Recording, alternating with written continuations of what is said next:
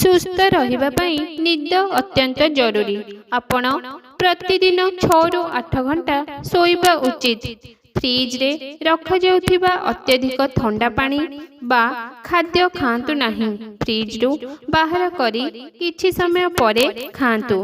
ସୁସ୍ଥ ରହିବା ପାଇଁ ଟେନସନ୍ ମୁକ୍ତ ରହିବା ଅତ୍ୟନ୍ତ ଜରୁରୀ। ଖାଦ୍ୟ ଖାଇବା ସମୟରେ କୌଣସି ପ୍ରକାରର ରାଗ, ଚିନ୍ତା, କାନ୍ଦ ରଖନ୍ତୁ ନାହିଁ। ଭୋଜନ ପରେ ଜୁସ୍, ଗୁଡ଼ ଖାଇଲେ ଖାଦ୍ୟକୁ ସହଜରେ ହଜମ କରିବାରେ ସାହାଯ୍ୟ କରେ। ଯଦି ଆପଣ ଚା ପିଉଛନ୍ତି, ତେବେ ଖାଦ୍ୟ ଖାଇସାରିଲା ପରେ ତୁରନ୍ତ ଚା ପିଅନ୍ତୁ ନାହିଁ। କିଛି ସମୟ ପରେ ପିଅନ୍ତୁ।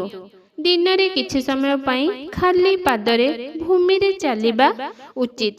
ଖାଲି ପେଟରେ ଚା, କଫି, ଥଣ୍ଡା, ମଦ୍ୟପାନ, ମସଲାଯୁକ୍ତ ଖାଦ୍ୟ ଖାଆନ୍ତୁ ନାହିଁ। ମଧ୍ୟାହ୍ନ ଭୋଜନ ପରେ କିଛି ସମୟ ପାଇଁ ବାମ କଡ଼ରେ ନିଶ୍ଚୟ ବିଶ୍ରାମ କରନ୍ତୁ। ଚିନି ଏବଂ ଲୁଣର ବ୍ୟବହାର କମ୍ କରନ୍ତୁ। ଆପଣଙ୍କ ଖାଦ୍ୟରେ ଫଳ ଓ ପନିପରିବାକୁ ଅନ୍ତର୍ଭୁକ୍ତ କରିବା ଜରୁରୀ।